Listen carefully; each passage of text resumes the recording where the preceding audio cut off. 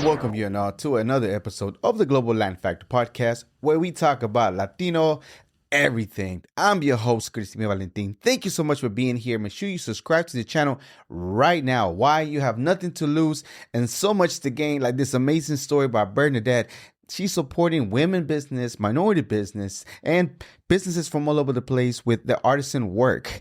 And her story is magnificent. An educator by heart. And now to her episode.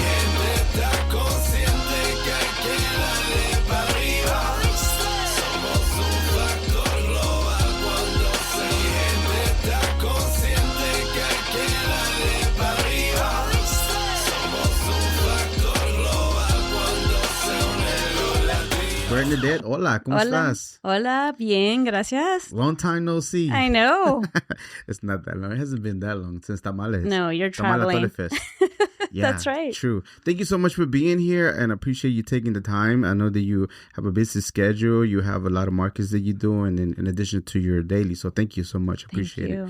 Before we get started, though, we're going to go ahead and start with a segment that I like to call Preguntas al Chile. If you have not subscribed to the channel, I don't know what you're waiting for. You're missing out on amazing stories, amazing conversations of amazing, inspiring individuals. They are doing and pursuing and supporting the comunidad. Así es que subscribe. Are you ready? ¿Estás lista? I'm ready. ¿Tacos o tortas? Tacos. Corn tortilla or flour tortillas? Corn. ¿Gorditas or pupusas? Gorditas. ¿Jarritos de qué sabor? Any sabor, really. Any sabor? True that. Except for the Coke. I don't know if you ever I've had not tried that one. The box one. Don't try it. No, okay.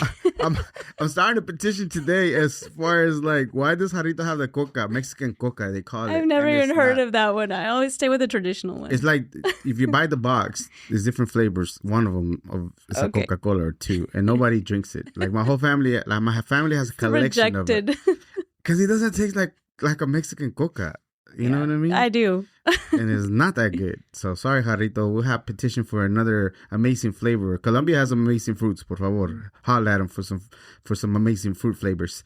Agua de horchata, Jamaica, or tamarindo? Horchata. Oh, nice. Salsa verde or salsa roja? Which team are you? Salsa verde. Salsa verde. I like that. Menudo or pozole? Pozole. Valentina, Tabasco, Cholula, or Tapatio hot sauce? Cholula. Churros, or flan? Oh, that's a hard one. Ew. Churros. Nice. Let's say you did amazing on the market, you sold out or near close to sell out. And some of you told people about amazing artisans that you have and you want to celebrate. When you want to celebrate, do you prefer dancing bachata, salsa, merengue, or even tejano? What did you go to?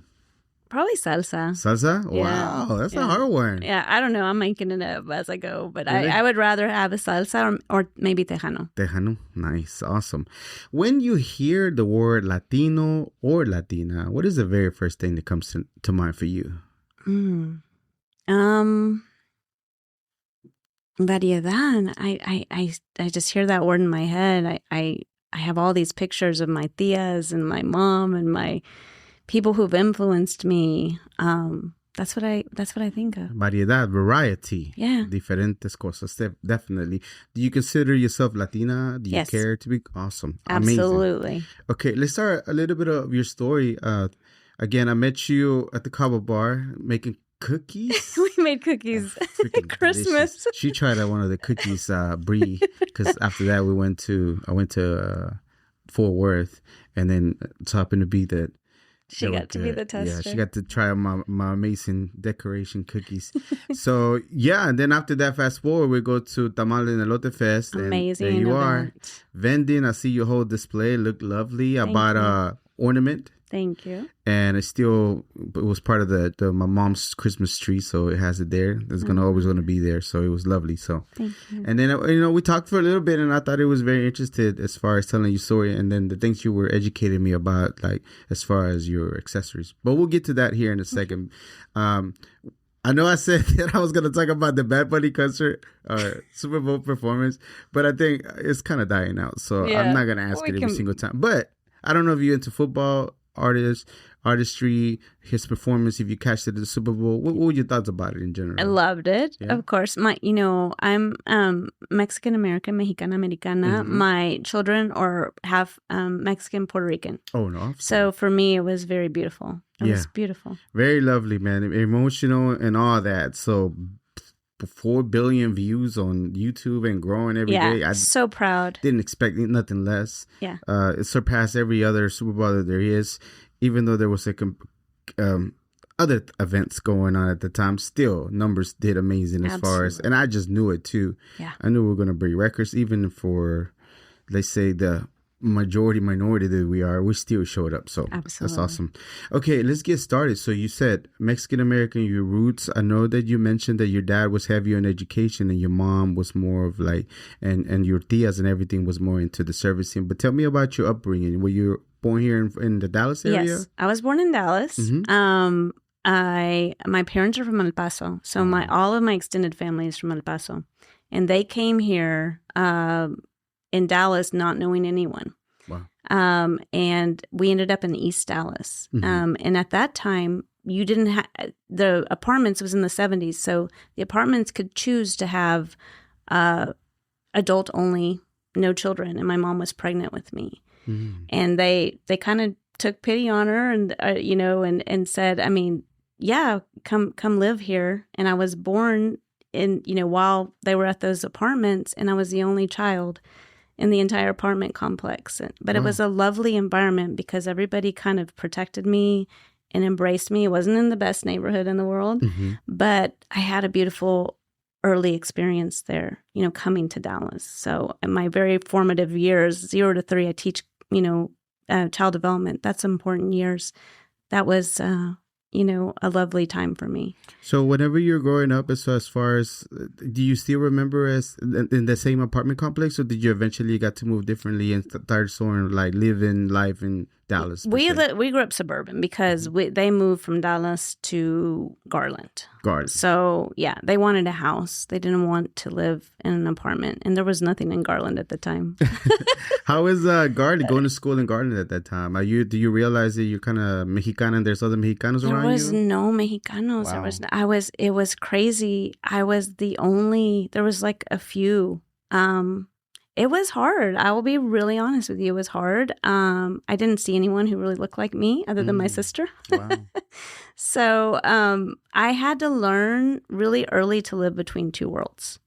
My family, of course, speaking Spanish at home. My native language was English. My dad grew up in a time where he was persecuted for speaking Spanish. So he made the decision to teach us English first. But, I wasn't around anyone except for family and a few friends of my family. Mm-hmm. So I did not have a community around me. The way that you see Garland now, it's very, very different than what I grew up with. But then I would always go to El Paso and my cousins and my family and my grandma. So, yeah. Stay with us. We'll be right back. If you're a pet owner who wants real talk on training, behavior, and everyday life with animals, check out the Fresh Patch Podcast. Hosted by Drew and Gabe, we cover the wins, the challenges, and everything in between. So wherever you listen, search the Fresh Patch Podcast, where good pets get it.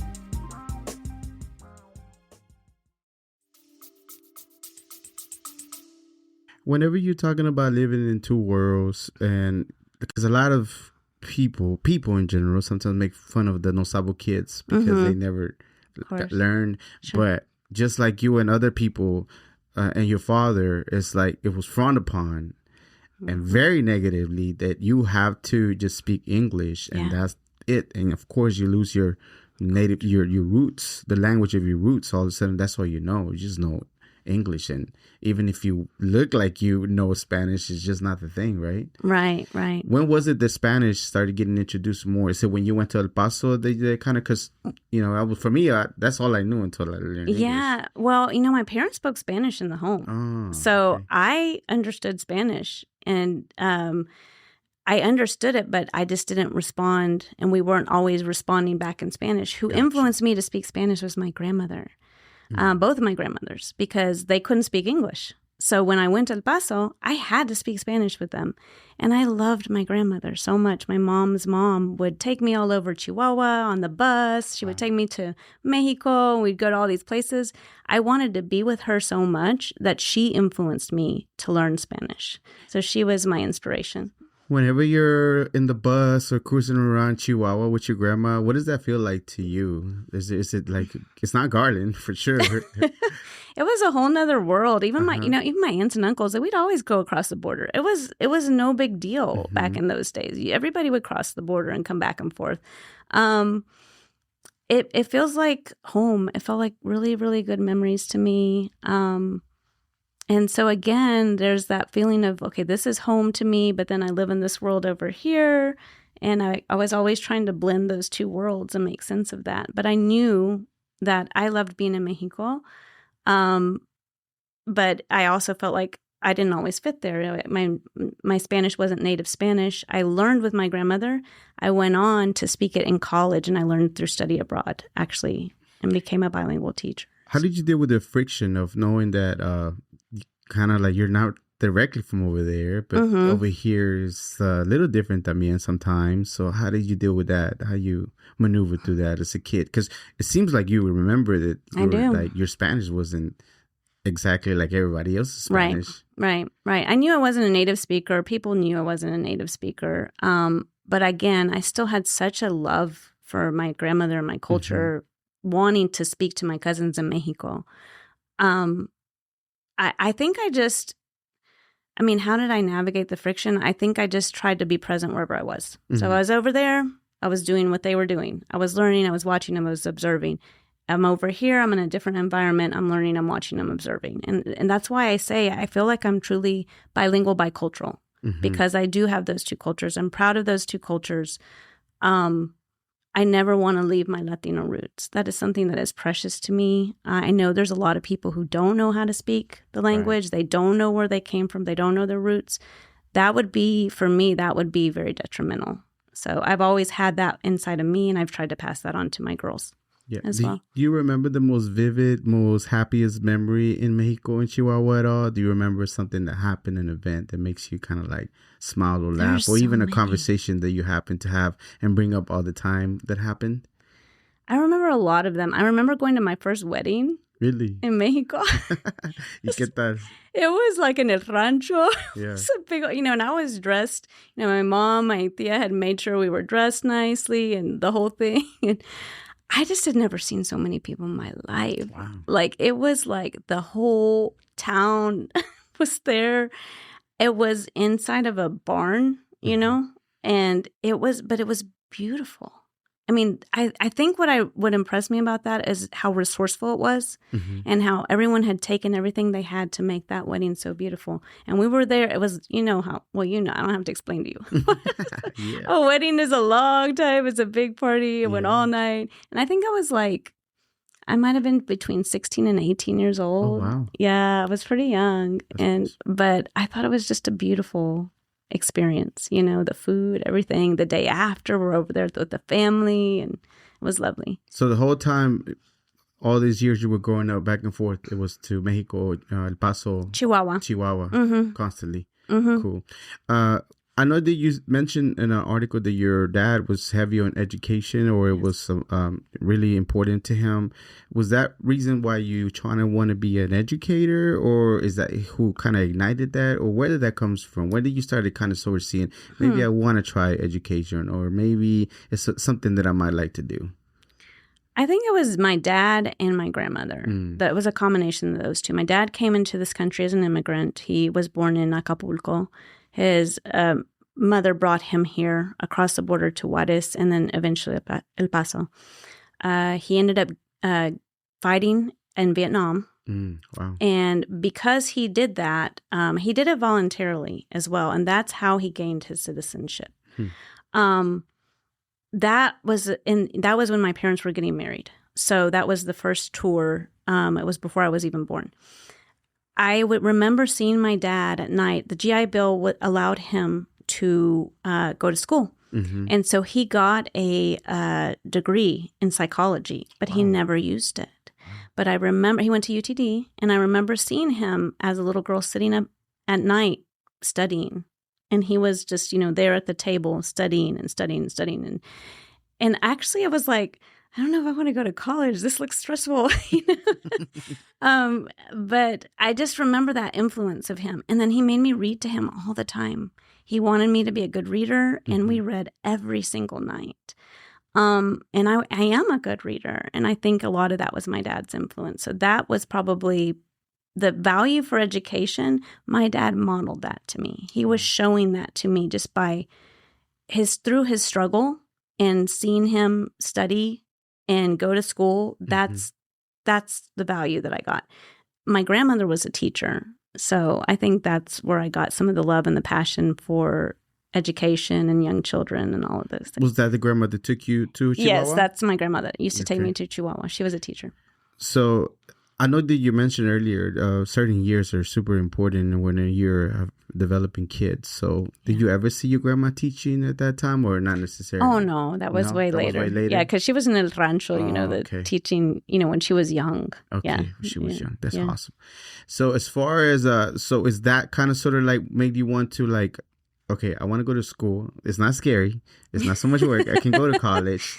And is education the field that you want to get into, or is there anything else that you kind of sort of want to explore? I actually didn't start wanting to be a teacher. I wanted to be a child life specialist, which is someone who would go into the hospitals and work with children who were delayed because of their surgeries or whatever reason. And there was one event that happened. I had a friend who was a bilingual teacher at the time, and I was in college, and she said, hey, could you come into my classroom and talk to the kids about... And I was like, what? About what? And she's, I'm like, going, what am I going to talk to them? Because they're 5-year-olds, And she goes, about going to college. And I'm like, okay, because I was in college at the time. And I think this was an old Girl Scout leader or someone like that. And I said, sure, okay, I'll go to your classroom. And I saw these little Latino children and, these little bilingual Latino children. And I was like, that's me. But I didn't even have that experience. They were native speakers. But I was speaking to them and talking to them about going to school one day in college. They just won my heart. They won my heart. I said, those kids, that is what I want to do. I want to teach those. It wasn't just teaching. It was teaching that particular group of kids. And I didn't have strong Spanish skills. But I made the choice to be a bilingual teacher. So you immediately went and switched your degree? I switched my degree. Switched your degree, and it was teaching. It was teaching. But with an emphasis in Spanish, bilingual. Yes. Okay. So how good is your Spanish? What year was it that you pivoted? Was it sophomore year, junior year? It was my sophomore year of college. Okay. So I went to junior college. I went to community college, and now I teach community college. And and then I went on to UNT. So I just switched my major when I was at UNT. UNT did not have a bilingual program. It didn't even exist. Oh. So I had to get my bilingual education from Texas Women's University. So I had to get an endorsement from them and the training from them in order to teach the bilingual, in order to take the bilingual exam to become a teacher. Was it UNT? You just wanted to do it because you're a father, or was it just something that it was there for you to do? I think I wanted to get out of the house. That's the honest truth. I mean, he said, if you go to school and you live there, I will pay for your schooling. Your father? My father told me, again, valued education. By the way, thank you so much for his services, being a veteran as well. I mean, sometimes I think that the veterans are the ones that, like Vietnam and all the other ones, but we still go through our struggles. But thank you. I thank him. Thank you. That, definitely hard stuff. Yeah. So he cut you a deal. It's like, okay. He cut me a deal. And I took it. I was like, heck yeah. And so I had to live in the all-girls dorm. I could not live in any, co-ed dorms. That was part of the deal. And I did it. I did my junior year and my senior year. And then I studied abroad. I went to El Tecnológico de Monterrey. Oh, wow. In Cuernavaca. That's where I learned my upper-level Spanish. I think I told you that I'm from Morelos, right? Yeah. Cuernavaca is right beautiful, there. Beautiful. Fun fact. Medellín is called La Ciudad de la Eterna Primavera. Cuernavaca is also known as La Ciudad de la Eterna Primavera. Right, yeah. Nuts. I didn't know that Medellín. Yes. I didn't. They were calling. I'm like, what do you mean La Ciudad de la Eterna Primavera? That's my hood. That's my town. That's where I was raised. And I'm like, oh, but they have very tropical weather. It's beautiful. Yes. I loved it. For somebody, you're first generation as far as going to school. Is your sister first and then you? Or well, no, I'm the oldest. You're the oldest. So you went to school first. Yes. Going to school, first generation, well, not first generation because your dad did. Second generation. But as far as for you, how easy was it to maneuver through the process of going into college, enrolling, and maybe seeking some financial aid? I know your dad was going to pay for it, but I don't know if there's other things that you maybe wanted to, like maybe get some more help. It was hard because I had to do it all by myself. Okay. He did, he said, I'm not going to be involved. You figure it out. And to his credit, I understand why. Mm-hmm. It is a difficult system to navigate. Right. And I did do it by myself. I was motivated to do it by myself. My mom was always there supporting me. My mom is not college educated. She's an incredibly resourceful person who worked her way up through companies. Mm-hmm. But she was there supporting me emotionally. My dad said, go do what you need to do. So start reading, start researching. I had counselors at the community college who helped me transition. But as far as was there any help, no. The type of help that we give to students today didn't exist at that time, or maybe it existed, but maybe I wasn't unaware of it. Mm-hmm. So, yeah. So you were able to figure it out. Everything else, all the forms that you need to fill out. I did. I learned the hard way. Yeah. They had phone registration. I would dial in. Phone registration. Not at all. All these kids love the throwback phones these days. So, did you like school? Was it something that you enjoyed? I know that there was a moment that you saw an epiphany of teaching the kids, but one thing is like actually liking school and going through school. So you did like it. I did. And again, I was there the only. It was me and one other girl. Shout out Juanita Valdespino. She was the other Latina that was in education. That's all I remember. The two of us in that field of study. Yeah. I met other Latinas there, and that was a time that was great for me because I connected with other Latinas that were, going through school. So that was my community and at UNT. But they were all in business and accounting and other fields, and I was the only one in education. So I really did love it. I was passionate about it. What was your degree in specifically? Interdisciplinary studies. Okay. So I'm certified to teach pre-K through 6th grade. Okay. And then I went on and got a master's in development and family studies. And that's what my college teaching background. Okay, let's go in steps. Usually community college, you get to graduate before you get to move on to the next one. Did you have a graduation?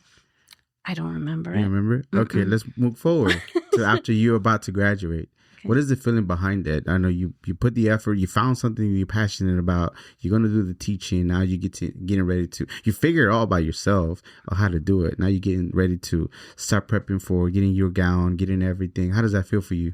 Amazing. Yeah. It was an amazing, I have a picture still, and I put it in the most recent article I did of me, my mom, and my grandmother. Mm-hmm. It was really beautiful. It was almost unbelievable to me. I don't know that I thought I would do that. I don't know that I thought that was in the cards for me. What was the hesitation behind it? Why do you think there was a hesitation of that you could do it or not? I think that and this is a cultural thing too that we see often. I thought my path was, get married and, settle down and get married. I don't know why that was always kind of in the back of my head. I knew I wanted to go to school, but I wasn't quite sure what I wanted to go to school for. And I did get married, very young. I was married very young in college, right out of college. And, but I guess I never saw myself there. And then when I got there and I started to really get into the teacher education program and learn about bilingual ed, which these were the forerunners of bilingual ed. These were people who wrote the textbooks, because there was nobody doing that at that time. Wow.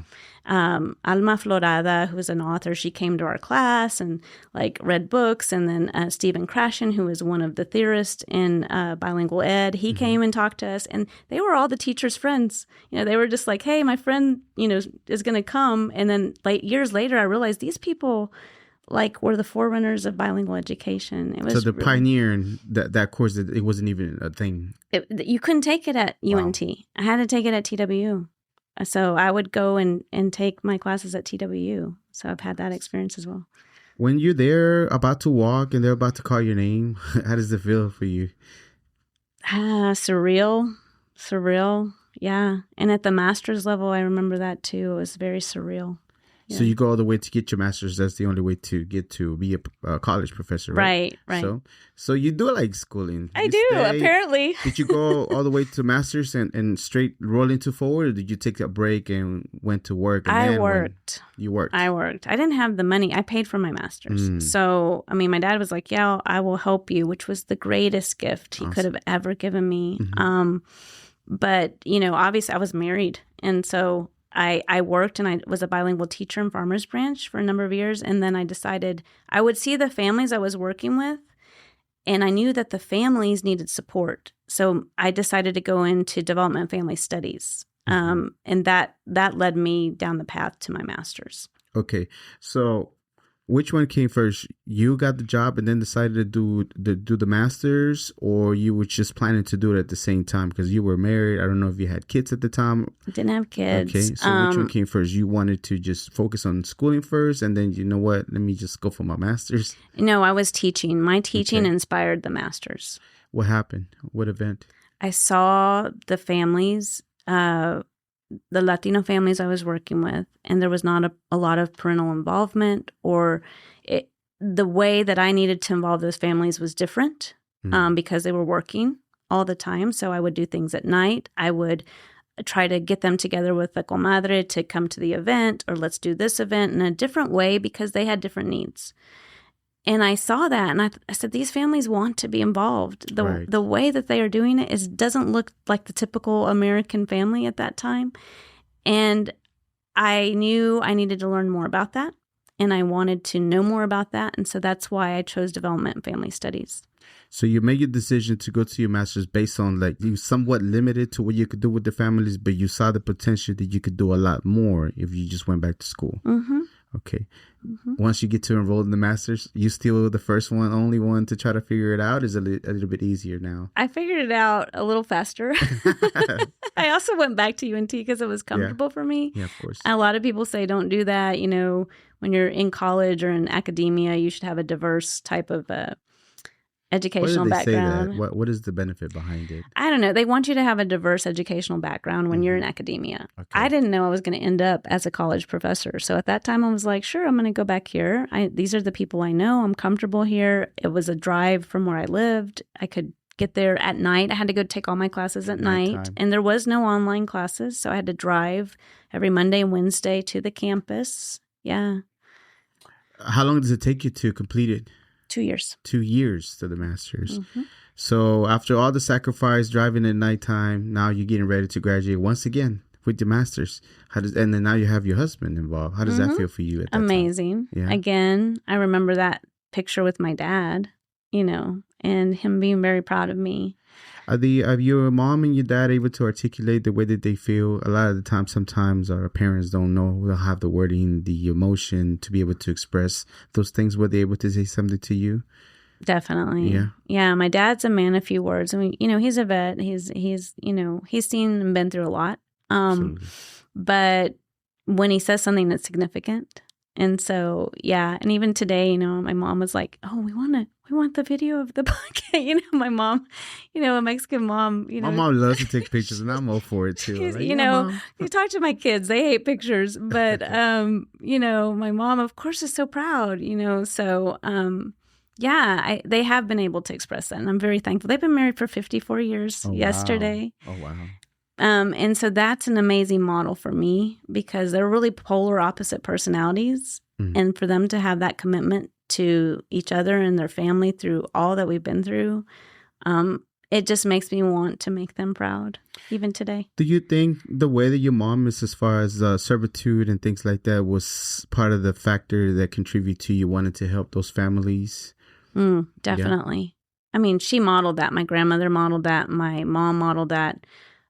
They were always women of service. Mm-hmm. The kids would walk across the border in El Paso and stop at my grandma's house because they knew it was a safe place. They could get food and a bed for the night. Mm-hmm. And she would always have all kinds of people. We would go and we're like, Grandma, who's that? Mm-hmm. And it would be some person who needed help. She slept on your couch. She's with you now. I He's your cousin now. Exactly. Seriously, we would be like, okay, but she was always safe. Yeah. It's crazy. And my mom, the same thing. She would find people who needed something. She worked in a domestic violence shelter for a while. She did a service there. And that was my model. So yeah, I think they were heavily influencing me in that area. So once you get your master's, is there other opportunities? Because first of all, you started with bilingual educator, right? Yes. And then you moved into special needs kids, correct? A little bit more of that, yeah, because development and family studies is kind of a very broad, you can work with families, you can work with children with special needs. I just happen to go the route of children with special needs. Is that the right term or the right wording for it? Yes. I don't know if they changed it. Yes, yeah, absolutely. Okay. Put the child first, right? It's the child who has a need that's outside of what's typical. Is that the Latino community, Mexican community, is there a lot of that need in that? 100%. Yes? Yeah, okay. 100%. What is the most things that you see usually as far as kids? What kind of disability or kind of struggle do they have more? When I worked in early childhood intervention when I got my master's. I left when I got pregnant with my first daughter. And I took a huge pay cut and went and worked for this organization where you would work with the child and you'd work with the family. Mm-hmm. I feel like a lot of the families, what they need was just support. They would be like, hey, can you help me find food stamps? Can you help me find an in-home nurse? I remember one mom, she had a child who had a digestive issue that the child was up every 2 hours and had to be fed every 2 hours. The mom was exhausted. The high school teenagers were taking shifts for the mom, but then they had to go to school. And then the dad was working full time. So the support that I saw those families, they had the same issues a lot of other families had in terms of they had a child with Down syndrome, they had a child with different disabilities. Right. But what was different about these families was that they didn't have the support that the resources that other families had. So I used my bilingual skills, I used my Spanish speaking skills to coordinate services for those families. So not only did I provide services or get the PT or the OT or whoever they needed, but then I would say, okay, what else do you need? You need food stamps. The mom who couldn't, had to feed the baby every 2 hours. I found a nurse to come and be overnight with her. Through the agency, I found a nurse so that she could rest. So did you stop educating and work for that private completely company? I went into early childhood intervention. I was an intervention specialist. When it comes to early child intervention, it sounds... I know. I don't know what it is. It could mean to me a million and one things. But as far as in your field, what does that mean? It's someone who goes into the home and it works. The child is identified with a need between the ages of 0 and 3. That's the most critical developmental timeline. Right. The state helps to pay for some of these funds. So part of what I did was educate people and talk to doctors and teach. Anyone can refer. And I would deliver services. I'd go into the home. I'd do an intake. I would say, okay, this child has a speech delay. I would do assessments on the child, decide what type of delay they might have and what type of services they needed. And they might need a PT, a speech therapist, whatever. I would coordinate those services, bring those service providers in. Sometimes I would do some of the services. And then I would also find out what the family needs are, because that was the whole philosophy is, you can't just help the child. You have to help the entire family. But I was doing all of this in Spanish. And was it for a nonprofit? They run out of nonprofits mostly, but it's some state fund, very little now. You know how that's gone. It's like with very little funding. It's one of those things that's really gotten cut. But at the time, we had more state funding. Nice. And so we could use the state funding, Medicaid, CHIP, all of those different resources. And then we also had a nonprofit side. So we had those too. Okay. What made you want to leave education? You were doing great work, and to be able to do more work, but in a different setting, a nonprofit and a more of an organization instead of like a school. My daughters. Yeah. I wanted to be there for my daughters. I had a working mom who I loved, and I know that she sacrificed so much for me. Both of my parents working is probably what allowed me to have the means to go to college. But I wanted to be able to stay home a little bit with my daughter. I really did. So I didn't want to teach full time, and this job was a part-time job. So it was a part-time job, and it gives you the opportunity still to do the things that you were doing to help families out. Yes. How long did that last before you move on into going back to teaching? About 2 years I worked there. I was pregnant with Sophia, I remember that. And then the college called me and they said, "Oh, you have a master's degree in this field. Do you want to come teach some part-time classes?" And I was like, "Sure," and I just, thought, okay, great. Didn't ever think that was to become a full-time job. And, yeah, that's how I started down that path. How did they find you? Just randomly said? Well, I had applied right out of graduate school. I had applied. I thought, oh, okay, maybe I could do this college professor thing. So I guess it did enter my head at one time. But that was 2 years later. It was, right? But it was right after. Yeah, it was right after I graduated. And remember, I was still teaching in the school. Mm-hmm. You have to have a number of years of experience to be a college professor. They want the experience. Gotcha. Well, I didn't have enough experience. I had no college teaching experience whatsoever. Mm-hmm. So, of course, my application was rejected. I thought, okay, maybe I won't do that, and just went this other route. And then they ended up calling me to do part-time work, and that part-time work led me to full-time. Give you the experience that you needed. Yeah, that's awesome. So, how long after that happened did they call you? Bad timing. I was like pregnant. So again, my daughters are 16 months apart. The second one was a little surprise. So I didn't anticipate being pregnant that soon after I had my first daughter. But I went ahead and did it anyways because quite honestly, we needed the money. And I thought, okay, well, I can do this little part-time gig and still be at home and still have time with my daughters. Yeah. So that's why I decided to do it. So moving forward, business still not a thing. No. Is entrepreneur even a thing that you think about anytime soon? Not at all. Not even on my radar. So particular event happened that kind of pushes you to be able to want to explore that. You talked about it on, your the article that you talked about in different places. Tell me what exactly happened that made you want to explore entrepreneurship. First of all, you were working at a warehouse packing things, and that kind of sort of developed into maybe a possibility of a business. Yeah. So between that and, between the teaching and the business was college professor. I became a full-time professor after adjuncting or part-time for a number of years. And then I just was a full-time. After how many years part-time? About 2 years of part-time work. And then there was a program called the Visions of Excellence. And it was to attract Latino minority professors to the field. Mm-hmm. Because what I noticed when I was in there, that I looked more like the students than the other professors. Because you were young? Again, no, well, that, and then I was also Latina. And there was the other professors were seasoned and they didn't look like me, the Spanish teacher. Right. That was it. So they wanted to attract a broader cross-section of professors that look like the community we were teaching, because community college is a very diverse setting, even age-wise. And so I was part of that program. They gave me 2 years full-time credit to teach, and I was a 2-year contract. I did that, and then I got a opportunity to apply for a full-time position, and I went and applied and got it. You got the position. Mm-hmm. You're how does it feel to be a professor full-time now? You've been doing it part-time. 20 years. Yeah. 20 years. Wow. Yeah. So it's a different feeling for sure. Yes. Yeah. Never thought I would be there. But yes, so fast forward to that. And then I was always married and I was teaching college and raising a family in, the suburbs right over there. And then I did not anticipate in my daughter's senior year to be faced with a divorce. But quite honestly, that's what happened. Mm-hmm. And that put me into a financial situation that I kind of didn't know what to do, because I needed to keep my full-time job, but I needed to have money for expenses that I didn't expect.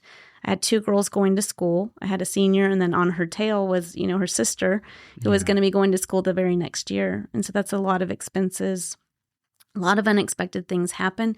So my daughter had a friend whose mom was from Guerrero and had silver, had a business from there. She was a wholesaler. So she said, well, she always needs help packaging the silver. Why don't you help her? And it was an easier job to take than going and applying for another part-time job. So I said, okay, I'll help her. And now I was packaging these silver pieces and just making $15 an hour and just trying to get enough money to pay for gas to take my daughter to Oklahoma or her whatever expenses. I had a bunch of expenses. So, yeah. So one thing is packaging the things to send to different places, and another thing is there could be something here. When does that come about? What do you see that you could be like, you know what, maybe I can do this? I got desperate. Okay. Like I got really desperate. I was in a lot of financial overwhelm, and I had a $10,000 water leak in the front of our home. Oh, wow. Yeah, we'd had all this caution tape and all this stuff outside. It looked like a crime scene out there. It was bad. My daughter's always called it the crime scene. The neighbors were like, "What happened?" And it was very expensive. And I found a friend whose husband was a plumber willing to work with me. And I said, let me just try to raise some money to get you payments. Mm-hmm. And so I would work the silver packaging, but then she said, why don't you take it and sell it? And then just like have your friends and, have a little party. And I said, because I cannot pay you for this. Like I'm thinking she wants me to pay for her investment while they're making $15 an hour, know? Yeah. And I said, I can't pay you. And she gave me the silver.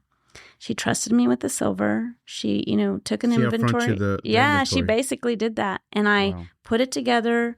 I told my friend, I was very transparent about what I was doing. I'm like, I'm doing this to try to pay the plumber, and I would take that money and I would pay that service. And I did that a number of times to get through the divorce. And when I finished, everyone's like, well, what about the silver? And I was like, oh, I was just trying to get through the divorce or whatever. And that's at that point, it became, oh, this can be a business. This can be, because I wasn't making enough money to be on paper or on books or anything. But I thought maybe I can make this a business when people were asking me about it. So smart that there's demand. There's a demand for it. There's a market for it. For sure. What you were doing. For sure. Even though you were doing out of necessity. Yeah. And all of a sudden now you decide to create your company, or you kind of sort of just started thinking about maybe having a company? I think thinking about it was a better word. I was like, okay, well, what would I call it? And it's silver. So, and I did it for my girls. And my girls are always my silver linings in life. I always say that. They're what got me through. They were my motivation. So that's why I called it my silver lining. Go a little deeper about your silver lining. Why that particular phrase? Why the particular words when it comes to talking about your daughter's silver lining? Because a silver lining in life is something that you get from challenge and struggle. That's what a silver lining is. Mm-hmm. And so my daughters, again, were the motivation for me to keep going because it was a very difficult time. And so that was part of the reason. And then the other thing, the silver lining also is getting through that period, doing things I'd never done on my own, being financially stable without a partner. That was a huge thing for me, knowing that I could do all of that by myself. Of course, my family supported me, but, I did all of that. So it was truly a silver lining in life. Yeah. Does that answer your question? Oh, yeah, absolutely. Okay. Now, I know you mentioned that your parents just celebrated 55 years? 54 years. 54 years. Yeah. In our Latino community, divorce is such a very interesting thing, depending on if you're too religious, not religious enough for. Right. Either way, it's looked frowned upon. Right. How does that go for you as far as dealing with that? Because, of course, you're still thinking of the finances, but that conversation kind of sort of just lingers around, or how does that go? You know what I mean? Yeah. No, how do you maneuver to get out of that? No, I really appreciate you asking it because I don't think we talk about it enough, in our community. It was very difficult because of that cultural mindset that you have of like, oh, this is for life and we stay in it for life, and well-intended, but it wasn't an option for me. I would have not been a good model to my girls had I stayed in that situation. Nothing against anyone. It just wasn't the right, situation to stay in. And because of what we hear in our culture, like you said, all of this baggage almost that we carry, right. You have to shift your mind a whole lot to get out of that. And I'm thankful for my family because they were very supportive of me. But I think it was a process. And I think that the business was part of that process. And it was part of like, you can build something on your own that is of value and you can help other women. And that's why I started to add the business. I started to add other people's products that were women-owned businesses because many of them were doing the same thing. They were trying to be financially independent for one reason or another. And so I was able to support them as well. Now you have the actual name of the company first, or did you start doing pop-ups first and then the name later? People start asking, what's your company's name? Or which one was first? I broke all the rules because I didn't know anything about business. So I would do these markets and then they'd be like, well, where's your whatever certificate? I'm like, what's that? So don't tell me. What do you mean? So I got the tax occupancy certificate. I filed for a DBA. I did all the right steps. I kind of did them in the wrong order. Okay, gotcha. But it's okay. I mean, I look at again, another silver lining in life you learned, right? And so I can tell people there's no right way to do something. It's still a thriving business where I get to support other women. I feel like that was okay. I do a lot of things with the Hispanic Chamber of Commerce, and I haven't done so much for 1 million cups, but I'll be there soon. As far as supporting entrepreneurs and Latino-speaking entrepreneurs, I would love it one of these days if you would love to want to present there at 1 million cups in Espanol, because we're started the very first chapter or community in 1 million cups, which is an organization that supports entrepreneurs. Every Wednesday they meet up, and we are very officially the first one in Fort Worth that I was part of to help launch it in Fort Worth. But one of the things that I see is the number one out of all the entrepreneurs, every single one of them is like, they just got started and then they figured everything else. Yeah. Whether this was the first and that was supposed to be the second, it didn't matter. No. They just went and figured it out as they progress in the business. 100%. Yeah. That was my experience too. So. Do you remember your very first market? How did you go about doing the very first market? I do. I had a friend who invited me. Shout out to Vector Brewing. They allowed me to come to their space, and we actually did it to raise money for my friend's friend who had cancer. And so a portion of the proceeds went to her friend who had cancer, but she said, why don't you try it out here and do this? And they gave us the space.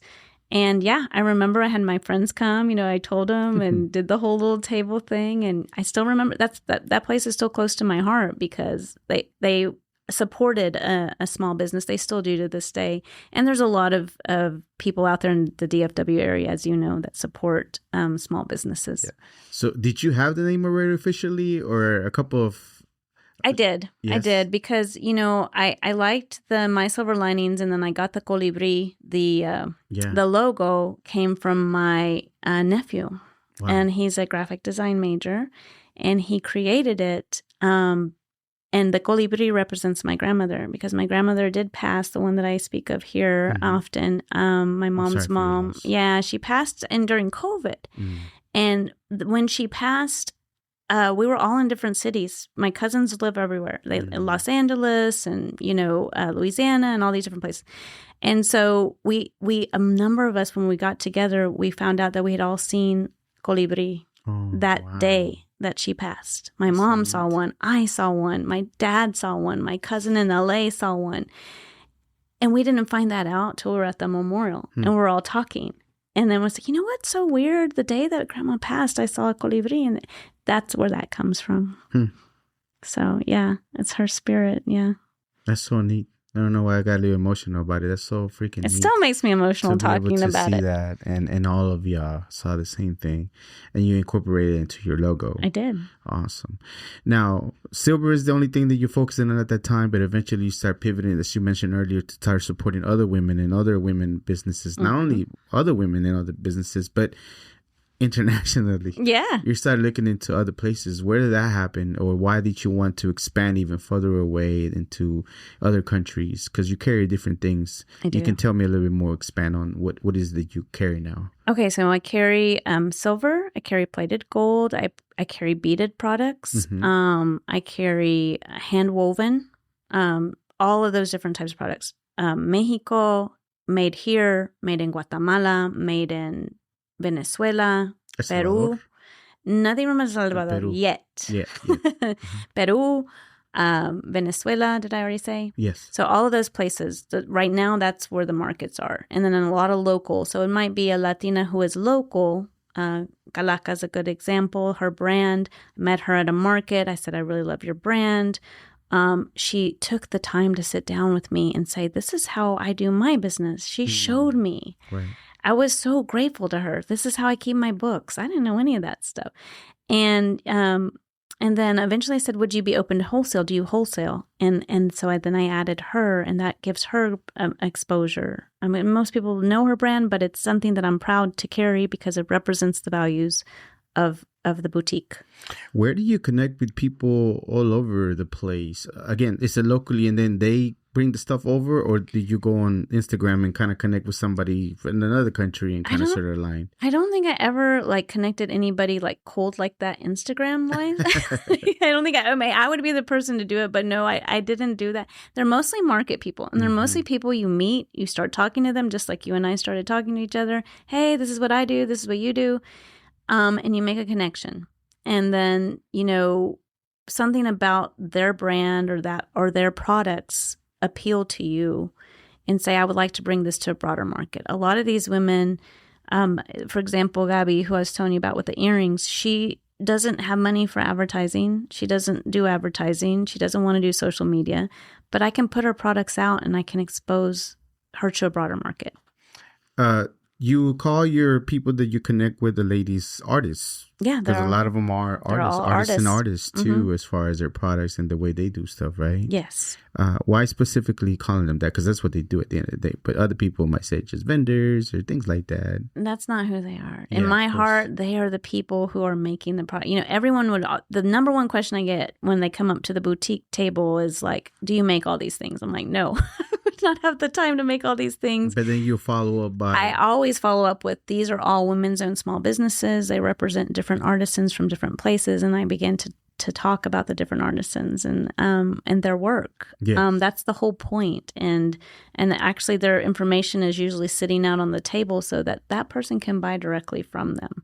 This is a broad market. There is not, in my mind, competition. There's only collaboration, especially in the Latino, Latina market. And so that's just the way I do it. I mean, other people might have a different idea of it or kind of want to do it differently. To me, that's the only way it works for me for this business. Yeah. So you became somewhat of found the actual wholesaler and just compile it into one-stop shop that you can have to display all these amazing people, artists' work.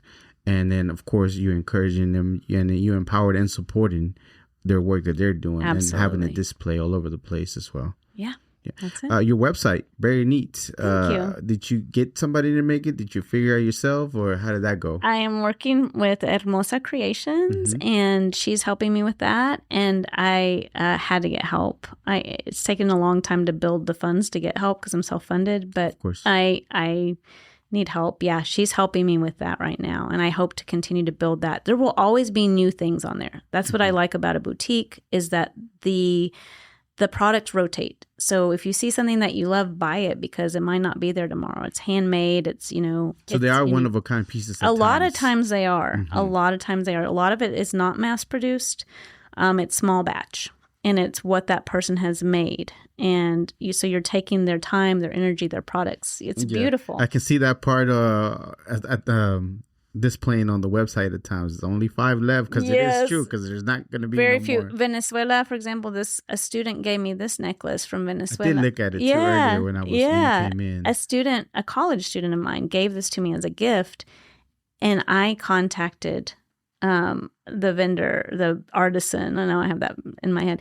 The artisan. That was my fault. Yeah, don't plant those words in my head. So you contacted directly the artist. I did. I told her I thanked her for this piece. It was beautiful. Did she have other pieces? Did she wholesale? Yeah. And the beautiful thing about her, she wasn't in the United States, and now she is, because I made that connection. She was willing to do it. We're willing to have this beautiful partnership. It's hard to get that stuff over here from Venezuela. I'm not going to lie. It's very difficult. But it's beautiful handmade pieces. If you see the stuff, the gold-plated stuff on the website, they're some of my favorites. So people can go online shopping, get the piece and get it shipped to them? They can. And I try to rotate the artisans. So I'll do a feature maybe every quarter of like a featured artisan. So our featured artisan was Alejandra Parra. She was on the website for the Christmas time when you met me. That was her. She's still up there. That's awesome. There's a featured artisan drop down that you can click on and see who's featured. Okay, so we're going to put the website in the description, but go check it out. It's very lovely. I like again, when you hover over the picture, it kind of does a little movement, and it's kind of neat. Instead of stagnant, it just kind of does a little something. So we're working on it. It's a work in progress. I like the way it's doing because it's neat, and again, functional, and you can click on it and see everything there is. Thank you. So it's awesome. Self-funded. You mentioned that, and also in previous things that you have mentioned, other articles. Why self-funded is important for you to be able to do that? Why not go get a loan, or even if anybody considers to even give you a loan as a small business doing what you're doing? I don't know that I know the full answer to the loan thing. I think this goes back to my roots of scarcity and just wanting to just be that independent. And my dad always teaching me, you've got to be able to take care of yourself kind of thing. And, that's all obviously played out throughout my life. So maybe that's part of it. I would say too that the reason I'm self-funded and I don't have like sponsors per se is because I'm a very inclusive business and my values are inclusive and I want to remain that way. So I will support the causes that I want to support. And sometimes when you have somebody who is funding you, right, you don't have that option. And I have that option. Understood. So being more independent to be able to make the decisions and the people you want to have is more important than to have somebody else maybe influence that decision for you. Absolutely. Awesome. So lovely, everything that you're doing as far as like the idea of expanding and finding other Latinas. And I got a piece from you, as I mentioned earlier, a Christmas piece that I put on my Instagram, and I have it in there. Very neat. Very neat. And then again, I love the fact that you kind of tell the story of the person, who the art is, who, maybe where they came from, their roots, and how do they do this and that. And it's pretty neat. Thank you. That's part of the things that you emphasize whenever your people are approaching your table, right? You want to be able to have them be known. That's what we are focusing on. And we're trying to make that better on the website. I can do it all day long when I talk to you. It's not hard.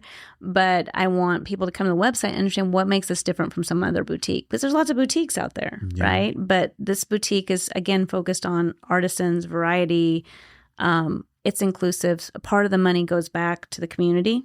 So I'm able to donate some of the money to the community as well. Okay. What is if you don't mind me asking, because sometimes I don't like to tell people what I'm doing whenever I'm helping because it's not their business. But is there a particular foundation or a particular organization that you like to support that other people should know about that they can support? I'm going to tell you all of them because I absolutely. Dallas for Change is one of our biggest. We give to them very often. They're doing a lot of work in the community. I've met as we've talked about, other people through. Shout out to Ida. Yes, we love you.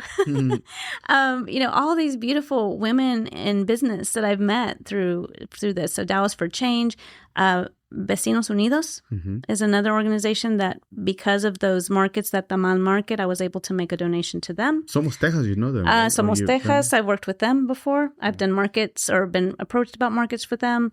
Firme, which is a scholarship fund for our Latino students. And so there's just a gamut of organizations. I did a Genesis Women's Shelter. One time I did an event that part of the money went there. Can they find this on your website as far as the people you? I have not put that on there yet, so I need to work on that. Thank you. I need to put that. If you can send them to me, even if they have a website or anything, like I can also put it in the description. I would love. Yes, these are all wonderful, and I will often say, hey, if you bring a can, for example, I'm having an event, bring a can for Dallas for Change, you'll get a discount. I've put that out there as well. Awesome. Yeah. So yeah. I was thinking about. Because I remember the day I met you, you had a videographer. You was doing some videos. That was loud. So in my mind, I'm like, if you want to tell their story about your vendors, that would be a neat story to have as you're displaying their work. Just a small little video that you can put on your website. I love that. That could be playing as the people are shopping. What a great idea. Yes, absolutely. It may be here in the near future, but I think it's pretty neat too if you really want to have them tell their story a little bit. 30 seconds, a minute, not that long. Kind of neat. Absolutely. Okay. Now, as far as moving forward and other things that you want to do with My Silver Lining, what is it that you're trying to, what is in your mind that you're working? Of course, improving the website, of course, connecting with more, but what else do you want to shoot for? Right now, balance, because I still teach full time. So it's, I'm still serving my community college teaching community and trying to be engaged with them, and then at the same time have the business. So I think it's a slow growth. For me, It's always been slow growth. I've not been able to, take off, in any way like that. So for me, it's just adding those pieces that you said. Hey, wouldn't it be cool if we had this feature? Wouldn't it be cool if we, had maybe like a little flyer up for so-and-so or whatever? I mean, it's just those little pieces of adding to a business. Yeah. I don't have any like grand ideas or anything like that. I just want to grow it slowly, and I want it to be intentional, and I want the people who want to be part of it to be part of it. Do you ever run into any of your students or even younger students and see you? Yes, they've come. Oh gosh, I feel old when I see the young one. I had a student who was a kindergartner in my kindergarten class come to my college class. Wow. Really? He recognized you? It was a girl, and she recognized me, and she's like, Maestra. Maestra. Gosh. I was like, oh, now I feel old officially. That was the day I officially turned old. That's neat though. It was beautiful. You had her in kindergarten and all the way to college now. It was you get to still be in her path. You ain't getting away, girl. I got you all the way through. All the way. It was a beautiful experience, I will say. And yes, I've had students support me. I do teacher appreciation every year. That's a big deal for me to give back to teachers because I am a teacher. Absolutely. So yeah. I've seen them support me as well. Awesome. We're running short on time, but thank you so much for everything that we touched about. Is there on your way over here? I know you were a little nervous. I was. I'm waiting for the survey that I never sent to you. But when you're like, oh man, I wish he touched us up on this. I wish we talk about this. Is there anything in particular that you wanted to mention or talk about? No, I just want to thank you for letting people tell their story, because when you ask about things in our culture, like divorce and things like that, it's important for other people to hear your story, I think, because I think that helps them to understand they're not alone in their experience. Yeah, it's such a taboo thing to talk about sometimes, and other stuff that we don't talk about, alcoholism, abuse, all kinds all of the stuff. Things. I mean, we just seen the Dolores Huerta deal that came out. They just not years and years of it, and I had a suspicion that homie was not. It didn't surprise me, which was the saddest part. That's the saddest part too. It didn't surprise me, but I'm so thankful and encouraged, because that's how you heal. That's the healing that can come. Truth has no time. When it comes out eventually. That's right. It could be years and years later. That's right. So telling stories and really telling your truth, getting that out there, I think that's part of it. And what you're doing is letting people do that. So thank you. I thank you for that. Absolutely. Again, this is when I went to Colombia, the area there was at, dicen con gusto, en lugar de nada, and I love it. It's like with joy, with happiness for me to do this. So con gusto. So I adopted that word, and I'm gonna say as much as I can. Con gusto. Absolutely. What is all your social media? Where can people find you at? The website and all the social media, por favor. My Silver Linings Biz. Yep, that's it. At My Silver Linings Biz, or mysilverlinings.biz for the website. Mm-hmm. Yep. And then again, nothing else that you wanted to talk about in events, any events you have? We have an upcoming women's wellness event. It's up on the Instagram page right now. A collaboration. It is with Mommy Mindset is the handle. Annalise and a group of women, again, that I've been so privileged to come to know through this business. And there's been a lot of collaborations of that kind. And what you will get to see is you'll get to see other professional Latina women. And well, it's open to everyone. It's not just Latina women, but that's been the focus. You'll get to see them do Pilates, have a wellness chat, and then meet with other entrepreneurs. And I think that's the greatest benefit of something like that, is you meet with other entrepreneurs and you get help for your businesses and connections. And just really authentic connection. I like that. Yeah. And I'm on into the wellness part. Yeah, come out. Do Pilates with us. I just barely began to start, like, just barely trying to out yoga. Okay. And it hurts. It does. 2 days later, I'm still sore. But yeah, maybe so. Again, I got a million and one things going on sometimes, but sometimes I just show up sometimes. We just put the events up every Pilates month. Pilates is hard, by the way. Yeah, it is. It's gonna be beginners. Yeah, still difficult. Saludos. Any shout outs that you have to anybody? I think I've already said it to most of the people that, have just been, I just want to tell the people who have supported my business, thank you from the bottom of my heart. I've had so many women in this community embrace me and men. I mean, just across the board, just even your community when we went out to Fort Worth, what amazing people from the chamber. Right. The chamber people were wonderful in Fort Worth. So thank you to them. Thank you to everyone who supports small business. That's awesome. Yeah. Love it. What is an important lesson that you learned about your business that you would tell your younger self that will help somebody else out? What would that be?